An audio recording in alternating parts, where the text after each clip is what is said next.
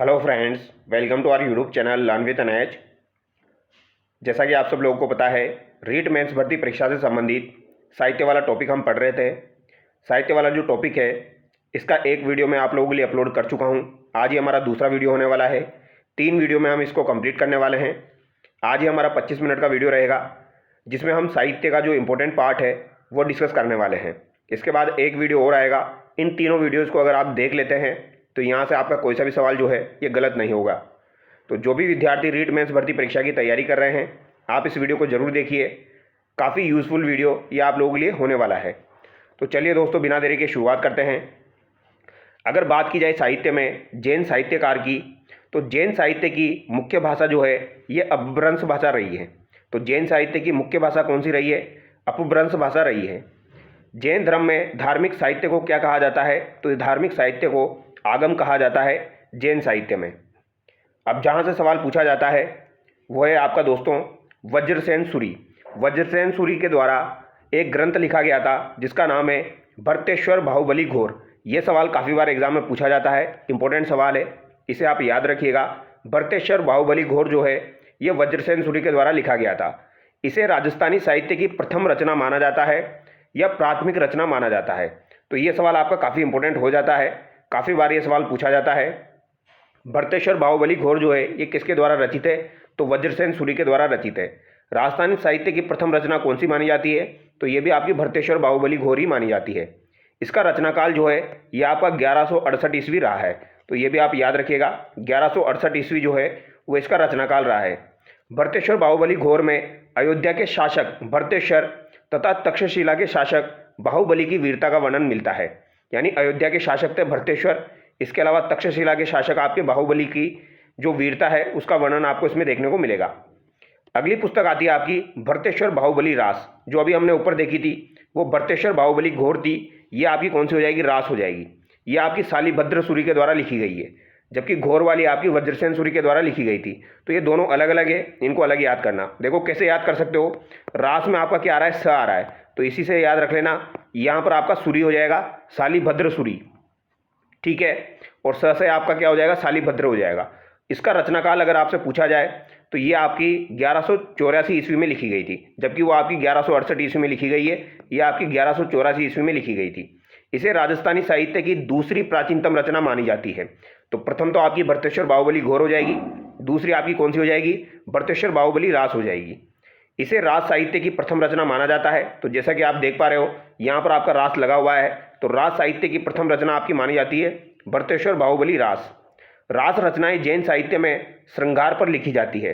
तो रास रचनाएं जैन साहित्य में श्रृंगार पर लिखी जाती है। अब आगे देखिए, एक और रचनाकार आपके आते हैं उद्योतन सूरी। उद्योतन सूरी आपके काफ़ी ज़्यादा इंपॉर्टेंट है। इनका जन्म जो है ये जालोर में हुआ था। यह गुज्जर प्रतिहार शासक वत्सराज के दरबारी कवि थे। तो ये वत्सराज के दरबारी कवि थे, ये सवाल काफ़ी बार एग्जाम में पूछा जा चुका है। इनके द्वारा एक रचना लिखी गई थी कुवल्यमाला। तो कुवल्यमाला नामक ग्रंथ जो है ये उद्योतन सूरी के द्वारा लिखा गया था, और ये किसके दरबार में थे? वत्सराज के दरबार में थे। इनका जन्म कहाँ पर हुआ था? जालोर में हुआ था। कुवल्यमाला रचना जो है दोस्तों, इसमें 18 देसी भाषाओं का वर्णन मिलता है, जिसमें आपकी एक मरु भाषा भी शामिल है। तो कुवल्यमाला ग्रंथ जो है ये आपकी उद्योतन सूरी के द्वारा लिखी गई है। इसमें 18 भाषाओं का वर्णन है, जिसमें एक आपकी मरु भाषा भी शामिल है। तो ये आपको ध्यान रखना है, ठीक है। मरु भाषा राजस्थान में बोली जाने वाली सबसे प्राचीनतम भाषा है, जिसका सर्वप्रथम उल्लेख उद्योतन सूरी के कुवल्यमाला ग्रंथ में मिलता है। तो ये सवाल काफ़ी बार एग्जाम में पूछा जाता है। और एक किसके दरबारी कवि थे? तो वत्सराज के दरबारी कवि थे। अब आगे देखिए, जैन साहित्य में एक आपके आते हैं समय सुंदर। समय सुंदर जो है ये मारवाड़ के प्रसिद्ध जैन कवि तथा प्रसिद्ध गीतकार थे।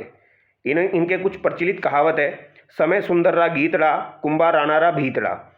इनकी कुछ प्रमुख रचनाएं हैं, जैसे सीताराम प्रबंध चौपाई, राजस्थानी भाषा में रचित रामायण। तो ये सवाल आपका एग्जाम में 2 से 3 बार आ चुका है। तो जो सवाल आपके इंपॉर्टेंट है वो आपको ध्यान रखने हैं। समय सुंदर के द्वारा दोस्तों राजस्थानी भाषा में रचित रामायण की रचना की गई है, सीताराम प्रबंध चौपाई। तो इसको आप याद रखिएगा, ठीक है। यही सवाल आपका एग्जाम में पूछा जाता है, राजस्थानी भाषा में रचित रामायण के लेखक कौन है? तो ये आपके समय सुंदर हो जाएंगे, और ये मारवाड़ के प्रसिद्ध जैन कवि आपके रहे हैं। इसके अलावा इनके द्वारा मृगावती रास, क्षमा छत्तीसी, समयाचारी, सिंहल सूत, नल दमयंती रास, वास्तुपाल तेजपाल रास, चंपक श्रेष्ठी चौपाई जो है वो लिखी गई है। ये अभी तक एग्जाम में नहीं पूछी गई है, लेकिन अगर आप याद रखना चाहो तो इनको याद रख सकते हो आप। अब आगे देखिए, एक कवि आपके आते हैं कुशल लाभ। कुशल लाभ जो है ये भी आपके महत्वपूर्ण है। इनकी प्रमुख रचना में सबसे प्रमुख रचना है पिंगल शिरोमणि। पिंगल शिरोमणि जो है ये किसके द्वारा लिखी गई है? ये कुशल लाभ के द्वारा लिखी गई है। इस ग्रंथ में मारवाड़ी शब्द का सर्वप्रथम उल्लेख मिलता है। तो ये सवाल आपका इंपॉर्टेंट हो जाता है। अगर आपसे पूछा जाए मारवाड़ी शब्द का सर्वप्रथम उल्लेख आपको कहाँ पर मिलेगा, तो ये आपको पिंगल शिरोमणि नामक ग्रंथ में मिलेगा, जो कि आपका कुशल लाभ के द्वारा लिखा गया है। इसके अलावा डोला मारूरी चौपाई जो है ये भी किसने लिखी है? कुशल लाभ के द्वारा लिखी गई है। जबकि डोला मारूरा दुहा आपका कवि कल्लोल ने लिखा था और डोला मारूरी वात आपकी कुशाल चंद्र के द्वारा लिखी गई थी। माधवानल काम कंदला चौपाई जो कि लोक प्रेम कहानी है, ये भी आपकी कुशल लाभ के द्वारा लिखी गई। माधवानल काम कंदला चौपाई। नवाकार छंद और दुर्गा सस्सई जो है ये भी आपकी किसने लिखी? कुशल लाभ ने लिखी है। तो यहाँ पर डोला मारूरी चौपाई आपकी महत्वपूर्ण है, इसको याद रखना। पिंगल शिरोमणि को आप याद रखना। इसके अलावा दुर्गा सस्सई जो है ये भी आपके एग्जाम में पूछी जा चुकी है, कुशल लाभ के द्वारा लिखी गई है। अगले आते हैं आपके आसगु कवि। आसगु कवि जो है इनके द्वारा चंदन बाला रास लिखी गई है। तो चंदन बाला रास लिखी गई इनके द्वारा, आसगु कवि के द्वारा। यह 35 छंदों का एक लघु खंड काव्य है। तो 35 छंदों का ये आपका लघु खंड काव्य हो जाएगा। यह ग्रंथ 1200 ईस्वी में जालोर में लिखा गया था। तो आसगु कवि के द्वारा चंदन बाला रास लिखा गया है। चंदन किसका नाम हो जाएगा? तो ये आपका क्या है? करुण रस की रचना है, जिसमें चंपा नगरी की राजकुमारी चंदन बाला द्वारा जैन धर्म अपनाने का वर्णन मिलता है। तो चंदन बाला जो थी ये चंपा नगरी की राजकुमारी थी जिन्होंने जैन धर्म अपनाया था। तो इसका ही वर्णन आपको इसमें देखने को मिलेगा चंदन बाला रास में। और ये किसके द्वारा लिखी गई? आसगु कवि के द्वारा लिखी गई है। और ये आपका एक लघु खंड काव्य है 35 छंदों का। ठीक है। इसके अलावा इनके द्वारा जीवदया रास भी लिखी गई है, तो इसको भी आप याद रख सकते हो। अगले आते हैं आपके मुनि हेम रत्न सूरी। तो ये भी आपको याद रखने महत्वपूर्ण है। मुनि हेम रत्न सूरी, इनके द्वारा गोरा बादल चौपाई लिखी गई। तो गोरा बादलरी चौपाई किसके द्वारा लिखी गई?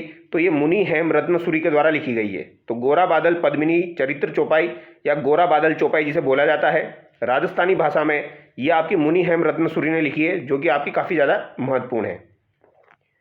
इसके अलावा अमर कुमार चौपाई, लीलावती चौपाई, महीपाल चौपाई। तो अमर कुमार चौपाई, लीलावती चौपाई, महीपाल चौपाई, ये भी आपकी किसके द्वारा लिखी गई है दोस्तों? हेमरत्न सूरी के द्वारा लिखी गई हैं।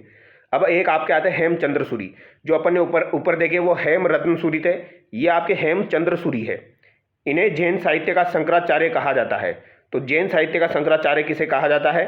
तो ये आपके मुनि हेमचंद्र सूरी को कहा जाता है। ठीक है, चंद्र सूरी आप ध्यान रखना। गुजरात के शासक जयसिंह सिद्धराज के दरबारी कवि थे आपके हेमचंद्र सूरी। तो गुजरात के शासक जो हुए थे जयसिंह सिद्धराज के दरबारी कवि थे। रचनाएं इनकी कौन सी हो जाएगी? तो कुमारपाल चरित्र इनकी काफ़ी ज़्यादा इंपॉर्टेंट है, जो कि एग्जाम में पूछी जाती है। हेमचंद्र सूरी के द्वारा रचित है। तो कुमारपाल चरित्र आप याद रखेगा किसके द्वारा रचित है? हेमचंद्र सूरी के द्वारा। इसके अलावा छांदानुशासन और प्राकृतानुशासन, ये भी आपकी हेमचंद्र सूरी के द्वारा लिखी गई है। कुमारपाल चरित्र आपकी काफ़ी बार एग्जाम में पूछी जा चुकी है। अगले आते हैं आपके जयसिंह सूरी। जयसिंह सूरी का आपने नाम सुना होगा दोस्तों। इनके द्वारा एक प्रसिद्ध पुस्तक लिखी गई जिसका नाम है हमीर मद मर्दन। हमीर मद मर्दन किसके द्वारा लिखी गई है दोस्तों? जयसिंह सूरी के द्वारा लिखी गई है। रावल जेत्र सिंह द्वारा इल्तुतमिश को पराजित करने का उल्लेख इसमें मिलता है। यानी कि जो भूताला का युद्ध हुआ था आपका 1226 में, तो भूताला के युद्ध की जानकारी आपको किस में मिलेगी? तो हमीर मद मर्दन में मिलेगी। हमीर मद मर्दन जो है ये जयसिंह सूरी के द्वारा लिखी गई है। ये आप याद रखना। भूताला का युद्ध आपका 1226 के आसपास हुआ था। इसमें आपके जेत्र सिंह जो कि आपके चित्तौड़ के शासक थे, इसके अलावा इल्तुतमिश के मध्य जो युद्ध हुआ था उसकी जानकारी मिलती है। और ये महत्वपूर्ण किताब है। यहाँ पर हमीर किसको कहा गया है? यहाँ पर हमीर जो है ये इल्तुतमिश को कहा गया है, ये आप याद रखना। ठीक है, इल्तुतमिश का जो ओरिजिनल नाम था वो अमीर था, तो अमीर को यहाँ पर क्या लिख दिया? हमीर लिख दिया। इस वजह से हमीर मदमर्दन इसे कहा गया है। ठीक है। मेरुतुंग, मेरुतुंग के द्वारा एक प्रसिद्ध रचना लिखी गई जिसका नाम है प्रबंध चिंतामणि। तो यहाँ पर इतना याद रखना, प्रबंध चिंतामणि किसके द्वारा लिखी गई? तो मेरुतुंग के द्वारा लिखी गई है। नयनचंद सूरी के द्वारा हमीर महाकाव्य लिखा गया। तो हमीर महाकाव्य किसके द्वारा लिखा गया? ये आपके नयन चंद्र सूरी के द्वारा लिखा गया है। रणथंभौर के शासक जो हमीर थे आपके, उनकी वीरता का वर्णन आपको हमीर महाकाव्य में देखने को मिलेगा, जो कि आपका नयन चंद्र सूरी के द्वारा लिखा गया है। इसके अलावा एक आपके आते हैं कवि कल्लोल। कवि कल्लोल के द्वारा मैं आपको पहले बता चुका हूँ, डोला मारूरा दोहा लिखा गया मारवाड़ी बोली में। और डोला मारूरी वात अगर आपसे पूछी जाए तो ये कुशाल चंद्र के द्वारा लिखी गई है, वो आपको ध्यान रखनी है। और एक अभी मैंने आपको बताया डोला मारूरी चौपाई, चौपाई जो है ये कुशल लाभ के द्वारा आपकी लिखी गई है। ठीक है। जिन धर्मसूरी के द्वारा स्तुलिभद्र रास लिखा गया, तो ये भी एक बार एग्जाम में पूछा जा चुका है। स्तुलिभद्र रास जो है ये किसके द्वारा लिखा गया, तो ये जिन धर्मसूरी के द्वारा लिखा गया। रेवंत गिरी रास आपका विजयसेन सूरी ने लिखा। नेमिनाथ रास आपका सुमति गणी ने लिखा है। तो जिन धर्मसूरी वाला आप याद रखना है इसको, स्तुलिभद्र रास। अब राजस्थानी साहित्यकारों के बारे में देखिए, जैसे कि एक आपके आते हैं ईसरदास बारट, काफ़ी ज़्यादा इंपॉर्टेंट है। ईसरदास बारट जो है इनका जन्म स्थान हो जाएगा बाड़मेर भादरेस। तो भादरेस बाड़मेर में इनका जन्म हुआ। यह राव मालदेव के समकालीन थे। तो मालदेव के समकालीन थे आपके ईसरदास जी। तो ईसरदास बारट एक लोक संत कवि के रूप में प्रसिद्ध हुए।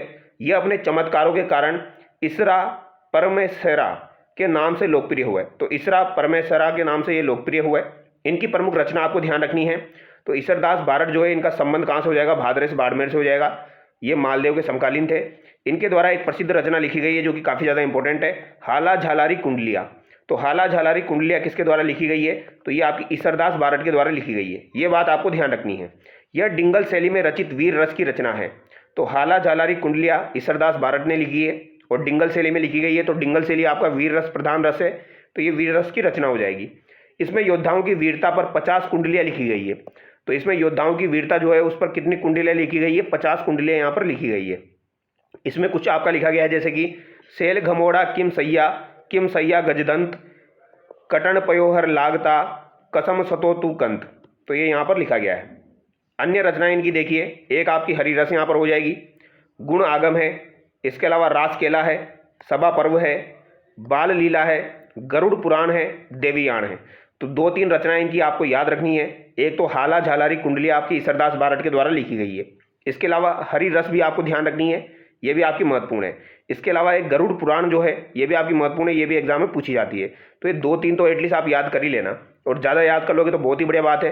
रास केला, सभा पर्व, गुण आगम, देवीयाण और बाल लीला। ठीक है। अब इसके बाद आपके आते हैं नरहरिदास बारट। तो नरहरिदास बारट जो है दोस्तों, इनका जन्म आपका टहला गांव नागौर में हुआ और ये जोधपुर के शासक गज सिंह के दरबारी कवि थे। तो ये भी आपको याद रखना है, ये किसके दरबारी कवि थे, तो ये गज सिंह के दरबारी कवि आपके हो जाएंगे नरहरिदास बारट। ठीक है। इनकी प्रमुख रचनाओं में सबसे प्रमुख रचना है अवतार चरित्र। अवतार चरित्र आपकी काफ़ी ज़्यादा महत्वपूर्ण है।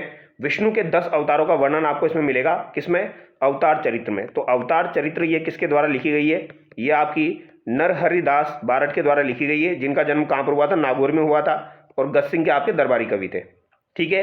अहिल्या पूर्व प्रसंग और दसम स्कंद भाषा, ये भी आपकी किसके द्वारा लिखी गई है, नरहरिदास बारट के द्वारा लिखी गई है। तो अहिल्या पूर्व प्रसंग और दसम स्कंद भाषा, अवतार चरित्र यहाँ पर आपकी महत्वपूर्ण है, ये तो आपको याद होनी चाहिए।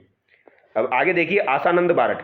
तो देखिए आपके जो अभी हमने देखे नरहरिदास बारट, ये तो गज सिंह के दरबार में हो जाएंगे, और आसानंद बारट जो है ये आपके मालदेव के दरबार में हो जाएंगे। ठीक है। इनके द्वारा बागो भारमलीरा कवित, उमादेव भटियानीरा कवित, काफ़ी ज़्यादा इंपॉर्टेंट है, दोनों किताबें पूछी जाती है। ठीक है, याद रखना। आसानंद बारट के द्वारा बागो भारमलीरा कवित और उमादेव भटियानीरा कवित लिखी गई है। नेक्स्ट आपके आते हैं कृपाराम खिड़िया। कृपाराम खिड़िया का जन्म जो है ये खराड़ी पाली में हुआ था। यह सीकर के शासक लक्ष्मण सिंह के आश्रित कवि थे। तो कृपाराम खिड़िया जो है ये किसके आश्रित कवि थे, सीकर के शासक थे आपके लक्ष्मण सिंह, इनके आश्रित कवि थे।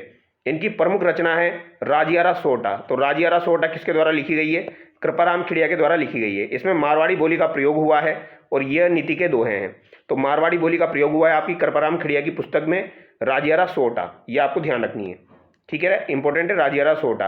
राजिया जो है ये कृपाराम जी के सेवक का नाम था। राजिया कौन था, तो कृपाराम जी के सेवक का नाम था।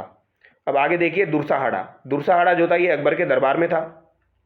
इन्हें प्रथम हिंदूवादी कवि कहा जाता है। तो ये बात आप याद रखना, प्रथम हिंदूवादी कवि किसे कहा जाता है, दुरसाहाड़ा को कहा जाता है। ये अकबर के दरबार में हो जाएंगे। सिरोही के अचलेश्वर महादेव मंदिर। तो सिरोही में आपका पता होगा आपको अचलेश्वर महादेव मंदिर बना हुआ है। तो अचलेश्वर महादेव मंदिर में दुरसाहाड़ा की पीतल की मूर्ति लगी हुई है। तो ये आप याद रखना, दुरसाहाड़ा की पीतल की मूर्ति कहाँ पर लगी हुई है, तो सिरोही के अचलेश्वर महादेव मंदिर में लगी हुई है। दुरसाहाड़ा ने मारवाड़ के शासक मोटा राजा उदय सिंह के विरुद्ध आवा सत्याग्रह का नेतृत्व किया था। तो मोटा राजा उदय सिंह जो कि जोधपुर का आपका मारवाड़ का शासक था, उसके विरुद्ध आवा सत्याग्रह का नेतृत्व भी दुरसाहाड़ा ने किया था। इनकी प्रमुख रचना आपसे एग्जाम में पूछी जाएगी। तो किरतार बावनी किसके द्वारा लिखी गई, तो ये आपकी दुरसाहाड़ा के द्वारा लिखी गई है, मोस्ट इंपॉर्टेंट है। इसके अलावा अगर आपसे पूछा जाए विरुद्ध छतरी किसके द्वारा लिखी गई, तो विरुद्ध छतरी ये आपकी दुरसाहाड़ा के द्वारा लिखी गई। राणा प्रताप की प्रशंसा में जो आपके 76 दोहे कहे गए थे वो आपको किस में देखने को मिलेंगे, ये आपको विरुद्ध छतरी में देखने को मिलेंगे। ठीक है, ये दोनों काफ़ी ज़्यादा इंपॉर्टेंट है, ये दोनों एग्जाम में आपसे पूछी जाती है। इसके अलावा एक आपकी वीरम देव सोलंकीरा दुहा भी पूछी जाती है, ये भी दुर्साहड़ा के द्वारा लिखी गई है। चालक नेसिरा दुहा अगर याद रखना चाहो तो रख सकते हो, चालक नेसिरा दुहा भी आपकी दुर्साहड़ा ने लिखी है। समर देवडारा दुहा जो है ये भी आपकी दुर्साहड़ा ने लिखी। कुमार अजाजी नी बूचर मोरी नी गजगत ये भी आपकी दुर्साहड़ा के द्वारा लिखी गई है। यहाँ पर जो मोस्ट इंपॉर्टेंट है वो किरतार बाहुनी विरुद्ध छतरी है। इसके अलावा वीरमदेव सोलंकीरा दुहा है। चालक नेसी भी आप याद रख सकते हो। ठीक है, राणा प्रताप की प्रशंसा में दुर्साहड़ा द्वारा कहे गए दोहे कौन कौन से हो जाएंगे, जैसे कि अकबर घोर अंधार उगाणे हिंदू अवर जागे जगदा तार पोहरे राणा प्रताप सी गलोत राणा जीत गयो दसन मूद रसना डसी निसाक मूक भरिया नयन मर्त शाह प्रताप सी। तो ये दुर्साहड़ा ने जो आपके 76 छंद कहे हैं विरुद्ध छतरी में महाराणा प्रताप की प्रशंसा में, वो यहाँ पर दिखाए गए हैं। ठीक है, अगले आपके आते हैं उमरदान कवि। उमरदान लालच जी ने कहा जाता है, तो ये नाम आप याद रखना उमरदान। ठीक है, उमरदान आपके महत्वपूर्ण है। इनका उपनाम हो जाएगा जन कवि, जन कवि भी इन्हें कहा जाता है। इनके द्वारा दारूरा दोष अमलरो ओगण तंबाकुरी ताड़ना, यानी दारू तंबाकू अमलरो ओगण खोटे संत रो खुलासो, तो खोटा जो संत होता है उसका खुलासा। इसके अलावा अमलरो ओगण ये सब इनके द्वारा लिखी गई है, तो याद रख सकते हो आप। दारूरा दोस्त तंबाकू खोटे संत रो खुलासो अमल रो ओगण ये इनके द्वारा लिखी गई है। इन्होंने अपनी रचनाओं में छपनिया अकाल की त्रासदी का वर्णन किया है, तो ये सवाल आपका काफ़ी ज़्यादा महत्वपूर्ण है। छपनिया अकाल आपका जो पढ़ा था उसका वर्णन आपका किस कवि ने किया है, ये एग्जाम में पूछा जाता है, तो ये आप ध्यान रखना उमरदान कवि के द्वारा किया गया है, जिन्हें जन कवि के नाम से जाना जाता है। राजस्थान में अकाल के लिए प्रचलित कहावत कौन सी हो जाएगी, तीजो कुरियो आठवो काल, यानी प्रत्येक 3 वर्ष पश्चात यहाँ पर अर्धकाल आता है, यानी कुरियो आता है, और 8 वर्ष पश्चात मरुस्थल में आपका भयंकर अकाल आता है। तो तीजो कुरियो आठवो काल, तो कुरिया मतलब यहाँ पर हो जाएगा अर्धकाल। ठीक है, तो ये भी एक बार एग्जाम में पूछा जा चुका है। कुरिया का मतलब क्या होता है, अर्धकाल होता है, क्योंकि 3 वर्ष में यहाँ पर अर्धकाल आता है और 8 वर्ष पश्चात मरुस्थल में भयंकर अकाल पड़ता है। अकाल के विशेषता के लिए प्रचलित दोहा कौन सा है, पग पुंगल धड़ कोटड़ा बाहु बाढ़ मेर जे लादे जोधपुर में ठाओ जैसलमेर, ये एक कहावत है। आगे देखिए, बिट्टू सूजा की एक प्रमुख रचना है, काफ़ी ज़्यादा इंपॉर्टेंट है, राव जयसिरो छंद, और ये काफ़ी बार एग्जाम में पूछी जाती है। राव जयसिरो छंद जो है ये डिंगल शैली की रचना है। इस ग्रंथ में बीकानेर के शासक राव जयसी द्वारा बाबर के पुत्र कामरान को भटनेर के युद्ध में पराजित करने का वर्णन मिलता है, और ये सवाल अभी आपके आरएस के एग्जाम में पूछा गया था। अभी जो आपका प्री एग्जाम हुआ था उसमें आपका ये सवाल पूछा गया था, तो याद रखना राव जयसी और बाबर के पुत्र कामरान के मध्य जो भटनेर का युद्ध हुआ था, इसका वर्णन आपको किसमें देखने को मिलेगा, राव जयसिरो छंद में देखने को मिलेगा। ठीक है, राव जयसी द्वारा कामरान को पराजित करने के पश्चात देशनोग में कर्णी माता मंदिर की नींव रखी गई थी, तो ये भी याद रखना कर्णी माता मंदिर की नींव रखी गई थी किसने, राव जयसी के द्वारा रखी गई थी। नेक्स्ट आपके आते हैं श्रीधर व्यास। श्रीधर व्यास जो है यह ईडर गुजरात के शासक रणमल राठौड़ के दरबारी कवि थे, तो रणमल राठौड़ के दरबारी कवि थे आपके ईडर गुजरात के श्रीधर व्यास, तो ये भी आपके महत्वपूर्ण है, याद रखना रणमल के दरबारी कवि थे श्रीधर व्यास, गुजरात के शासक थे रणमल। रणमल छंद इनके द्वारा लिखी गई है श्रीधर व्यास के द्वारा, जो कि वीर रस का महाकाव्य है, वीर रस की रचना है। इस ग्रंथ में ईडर के शासक रणमल राठौड़ तथा पाटन के सूबेदार जफर खां के मध्य हुए युद्ध का वर्णन मिलता है। तो रणमल और आपके जफर खां जो कि पाटन का सूबेदार था, इनके मध्य जो युद्ध हुआ उसका वर्णन मिलता है। तो मोटा मोटा आप याद रखना रणमल और आपके जफर खां इनके मध्य जो युद्ध हुआ था इसका वर्णन आपको इसमें देखने को मिलेगा, और श्रीधर व्यास के द्वारा लिखी गई है रणमल छंद। ठीक है, इसके अलावा एक आपके आते हैं चंद्रशेखर, ये भी आपके महत्वपूर्ण है। चंद्रशेखर जो थे ये बूंदी के शासक सुरजनहाड़ा के दरबारी कवि थे, तो बूंदी के शासक थे सुरजनहाड़ा, इनके दरबारी कवि थे आपके चंद्रशेखर। इनके देखो सुरजनहाड़ा के दरबारी कवि थे, तो इन्होंने एक तो क्या लिखी, सुरजन चरित्र लिखी, तो सुरजन चरित्र इन्होंने लिखी क्योंकि ये सुरजनहाड़ा के दरबारी कवि थे। एक इन्होंने हमीर हट्ट लिखी है, तो ये भी आपकी महत्वपूर्ण है। हमीर हट्ट किसके द्वारा लिखी गई, तो हटी कौन थे, चंद्रशेखर थे। चंद्रशेखर आज़ाद जो थे ये बहुत ज़्यादा हटी थे, इस तरीके से आप याद रख सकते हो। ठीक है, तो हमीर हट्ट किसने लिखी, चंद्रशेखर ने लिखी है। ठीक है, तो सुरजन चरित्र और हमीर हट्ट आपके चंद्रशेखर ने लिखी है, और ये सुरजनहाड़ा के दरबारी कवि थे। एक आपके आते हैं सायाजी झूला, ये ईडर के शासक कल्याणमल के दरबारी कवि थे आपके सायाजी झूला। इनके द्वारा रुक्मणी हरण और नाग दमन लिखी गई है, और दोनों काफ़ी बार एग्जाम में पूछी जा चुकी है। तो याद रखना सायाजी झूला जो थे ईडर के शासक कल्याणमल के दरबारी कवि थे। तो कल्याणमल के दरबारी कवि आपके हो जाएंगे कौन? सयाजी झूला। और सयाजी झूला के द्वारा ही आपकी रुक्मणी हरण और आपकी नाग दमन लिखी गई है। तो रुक्मणी हरण और नाग दमन आपकी सयाजी झूला के द्वारा लिखी गई है, जो कि कल्याणमल के दरबारी कवि थे। अब नेक्स्ट आपके आते हैं कवि राजा श्यामल दास, जिनसे रिलेटेड सवाल काफ़ी बार एग्जाम में पूछा जाता है। मेवाड़ के प्रसिद्ध इतिहासकार थे आपके श्यामल दास जी। श्यामल दास जी आपके सज्जन सिंह, स्वरूप सिंह और आपके फतेह सिंह तीनों के दरबार में रहे हैं। यानी स्वरूप सिंह के दरबार में, फिर सज्जन सिंह के दरबार में, फिर फतेह सिंह के दरबार में ये रहे हैं। तीनों के काल में इन्होंने काम किया है। इन्हें कवि राजा की उपाधि किसने दी थी? तो सज्जन सिंह के द्वारा इन्हें कवि राजा की उपाधि दी गई थी। तो ये पूछा जाए तो याद रखना, ठीक है। इसके अलावा एक प्रमुख रचनाएं इनकी है वीर विनोद। तो वीर विनोद लिखने का कार्य इनको किसके द्वारा दिया गया था? तो ये आपके किसके द्वारा दिया गया दोस्तों? स्वरूप सिंह के द्वारा दिया गया था। ये आप याद रखना, ठीक है। इसमें कुछ 5 भाग है। तो वीर विनोद जो है इसके कितने भाग है? 5 भाग है। ये आप याद रखना। 5 भाग में से जो पहला भाग है इसमें आपको यूरोप का इतिहास देखने को मिलेगा। तो प्रथम भाग में तो आपको यूरोप का इतिहास देखने को मिलेगा।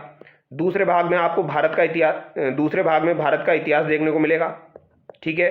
और शेष 3 भागों में आपको मेवाड़ का इतिहास देखने को मिलेगा। यानी प्रथम भाग में यूरोप का इतिहास है, दूसरे भाग में आपका भारत का इतिहास है, और 3 भागों में जो आपके शेष बचे हैं उनमें मेवाड़ का इतिहास है। तो वीर विनोद श्यामल दास के द्वारा लिखी गई है, जो कि 5 भागों में आपकी विभक्त है। इस ग्रंथ के अनुसार चित्तौड़गढ़ दुर्ग का निर्माण किसने कराया था? जो चित्रांग मौर्य ने करवाया था। देखो नाम ध्यान रखना, चित्रांग मौर्य, ठीक है। इसने करवाया था वीर विनोद के अनुसार। इस ग्रंथ के अनुसार मेवाड़ के 84 किलो में से 32 किलो का निर्माण महाराणा कुंभा ने करवाया है। और इस ग्रंथ में जोधपुर के शासक विजय सिंह को जहांगीर का नमूना तथा गुलाब राय को मारवाड़ की नूरजहां कहा गया है। तो जोधपुर का शासक था विजय सिंह, उसको तो जहांगीर का नमूना कहा, और गुलाब राय को मारवाड़ की नूरजहां कहा गया है वीर विनोद में। इनकी कुछ और भी किताबें हैं, जैसे कवि कुल दीपंग प्रकाश, डोड परमार वंश का इतिहास है इसमें, पृथ्वीराज रासो की नवीनता, तो पृथ्वीराज रासो की नवीनता। इसके अलावा कवि कुल दीपंग प्रकाश, ये भी आपकी श्यामल दास के द्वारा ही लिखी गई है। ईस्ट इंडिया कंपनी के अंग्रेज अधिकारी थे जिनका नाम था कर्नल इम्पे। यानी अंग्रेजों के द्वारा कर्नल इम्पे के द्वारा इन्हें श्यामल दास को केसरे हिंद का खिताब दिया गया था। तो केसरे हिंद का खिताब इनको दिया गया था, ये बात भी आपको ध्यान रखनी है, कर्नल इम्पे के द्वारा। नेक्स्ट कवि आप क्या आते हैं? बादर ढाडी। बादर ढाडी जो है ये डिंगल शैली के प्रथम कवि रहे हैं, और इनकी प्रमुख रचना है वीर मायण। वीर मायण जो है ये आपकी बादर ढाडी की प्रमुख रचना है, जो कि डिंगल शैली के प्रथम कवि रहे हैं। तो ये बात याद रखना, डिंगल शैली के प्रथम कवि बादर ढाडी हैं। वीर मायण इनकी प्रमुख रचना है। मारवाड़ के राठौड़ों का इतिहास आपको इसमें देखने को मिल जाएगा। अगली आती है आपकी गार्डन पसाइत। गार्डन पसाइत जो है ये राव जोधा के दरबारी कवि थे। इनके द्वारा गुण जोधायन लिखी गई है। तो गुण जोधायन जो है ये आपकी किसके द्वारा लिखी गई? गार्डन पसायत के द्वारा लिखी गई है। ये आप याद रखना, गार्डन पसायत के द्वारा आपकी गुण जोधायन लिखी गई, जो राव जोधारे के दरबारी कवि थे। वीर भाण के द्वारा आपकी राजरूपक रचना लिखी गई है। तो राजरूपक एक प्रमुख रचना है, मारवाड़ के राठौड़ों का इतिहास है इसमें, और ये कवि वीर भाण के द्वारा लिखी गई है। नेक्स्ट आते हैं आपके पृथ्वीराज राठौड़। पृथ्वीराज राठौड़ जो है ये भी अकबर के दरबार में थे, और दुर्साहाड़ा भी आपके अकबर के दरबार में थे। अकबर ने पृथ्वीराज राठौड़ को गागरोन का जागीर जो है वो प्रदान की थी। तो गागरोन की जागीर पृथ्वीराज राठौड़ को किसने प्रदान की थी? तो ये अकबर ने प्रदान की थी, ये बात ध्यान रखना। इन्हें राजस्थानी साहित्य में पीतल कहा जाता है। तो पीतल के नाम से राजस्थानी साहित्य में किसे जाना जाता है? तो ये आपके पृथ्वीराज राठौड़ को जाना जाता है। बीकानेर के राजकुमार थे आपके पृथ्वीराज राठौड़। अकबर ने गागरोन की जागीर इनको प्रदान की थी। एलपी टेसीतोरी ने पृथ्वीराज राठौड़ को डिंगल का हेरोस कहा है। तो डिंगल का हेरोस एलपी टेसीतोरी के द्वारा पृथ्वीराज राठौड़ को कहा गया है। ये भी आपकी एक महत्वपूर्ण बात है, तो याद रखना। और एलपी टेसीतोरी ने ही इनकी जो भी किताबें थी उनका संपादन किया है। कर्नल जेम्स टोड ने पृथ्वीराज राठौड़ की विद्वता के लिए कहा, मारवाड़ के राठौड़ एक हाथ में कलम तो दूसरे हाथ में तलवार रखते हैं। तो ये पृथ्वीराज राठौड़ को लेके ही कहा गया था कर्नल जेम्स टोड के द्वारा। तो ये कथन भी आपका एग्जाम में बन सकता है, तो याद रखना ये किसके द्वारा कहा गया? कर्नल टोड के द्वारा। इनकी प्रमुख रचना में सबसे प्रमुख रचना है वेली कृष्ण रुक्मणी। वेली कृष्ण रुक्मणी जो है दोस्तों ये आपकी किसके द्वारा लिखी गई है? ये आपकी जो है पृथ्वीराज राठौड़ के द्वारा लिखी गई है, ठीक है। कौन सी शैली में लिखी गई? तो डिंगल शैली में लिखी गई है। इसमें आपको 305 छंद देखने को मिलेंगे, ठीक है। इस ग्रंथ में उत्तरी मारवाड़ी बोली का प्रयोग हुआ है। तो ये सवाल आपका एक बार एग्जाम में आरपीएससी के द्वारा पूछा जा चुका है। वेली कृष्ण रुक्मणी जो ग्रंथ है आपका, इसमें कौन सी बोली का प्रयोग हुआ है? तो उत्तरी मारवाड़ी बोली का इसमें प्रयोग हुआ है। और ऑप्शन में दोस्तों पूर्वी मारवाड़ी भी दिया गया था। तो उत्तरी मारवाड़ी याद रखना, वेली कृष्ण रुक्मणी में प्रयोग में लिया गया है और डिंगल शैली में लिखी गई है। कुल छंद कितने हो जाएंगे? 305 इसमें छंद हो जाएंगे, ये भी पूछा जा सकता है। तुलसाहाड़ा ने इस ग्रंथ को 5वां वेद कहा और 19वां पुराण कहा। ये बात मैं आपको पहले ही बता चुका हूँ। 5वां वेद और 19वां पुराण तुलसाहाड़ा के द्वारा इसे कहा गया है। कर्नल जेम्स टोड ने इस ग्रंथ को 10,000 हाथियों की शक्ति के बराबर माना है। तो 10,000 हाथियों की शक्ति के बराबर वेली कृष्ण रुक्मणी ग्रंथ को किसने माना है? तो कर्नल टोड ने माना है। इनके द्वारा और कौन सी पुस्तकें लिखी गई? जैसे कि गंगाजीरा दूहा, ठाकुर जीरा दूहा, कल्ला रायमलोत्री कुंडलियाँ, गंगा लहरी, दसम भागवतरा दूहा, दशरथ रावत और वासुदेव रावत इनके द्वारा लिखी गई। ठीक है, तो ये रावत वाली इनके द्वारा लिखी गई। इसके अलावा दसम भागवतरा दूहा, गंगा लहरी इंपॉर्टेंट है, याद रखना गंगा लहरी। इसके अलावा गंगाजीरा दूहा, ठाकुर जीरा दूहा, कल्ला रायमलोत्री कुंडलियाँ, ये सब आपकी पृथ्वीराज राठौड़ के द्वारा लिखी गई है। एलपी टेसीटोरी ने पृथ्वीराज राठौड़ की रचनाओं का संपादन किया था। महाराणा प्रताप की मृत्यु पर पृथ्वीराज राठौड़ द्वारा राणा प्रताप की प्रशंसा में कहा गया दोहा कौन सा है? तो वो देखिए, जननी जने तो एहड़ो जन, जेहड़ो राणा प्रताप, अकबर सूतो ओज के जान सिराने साहब। ये पृथ्वीराज राठौड़ ने महाराणा प्रताप की प्रशंसा में कहा था। ये बात आपको ध्यान रखनी है। अब नेक्स्ट कवि आपके आते हैं दोस्तों सूर्यमल मिश्रण। ये भी आपके महत्वपूर्ण है। सूर्यमल मिश्रण का जन्म जो है ये बूंदी में हुआ था, आपके हरना गांव में 1815 में। तो 1815 में आपके सूर्यमल मिश्रण का जन्म हुआ था हरना बूंदी में। ठीक है, इनके पिता का नाम चंडी दान चारण था और माता का नाम भवानी था। तो याद रखना, चंडी दान जो है वो इनके पिता का नाम था और माता का नाम भवानी था। देखो, इनके बारे में पूरी डिटेल आपको याद रखनी पड़ेगी क्योंकि ये राजस्थान के राज्य कवि माने जाते हैं। इनका वास्तविक नाम क्या हो जाएगा? सूरजमल हो जाएगा। तो चंडीदान भवानी याद रखना। ठीक है, यह बूंदी के शासक राम सिंह हाड़ा के दरबारी कवि थे। तो राम सिंह हाड़ा के दरबारी कवि ये हो जाएंगे और इनकी रचनाओं में आपको हाड़ौती बोली का प्रयोग हुआ है क्योंकि आपके बूंदी के हो जाएंगे, तो हाड़ौती बोली का प्रयोग हुआ है। इनको वीर रसावतार के नाम से भी जाना जाता है। तो वीर रसावतार के नाम से आपके सूर्यमल मिश्रण को जाना जाता है। इन्हें 1857 की क्रांति का कवि कहा जाता है।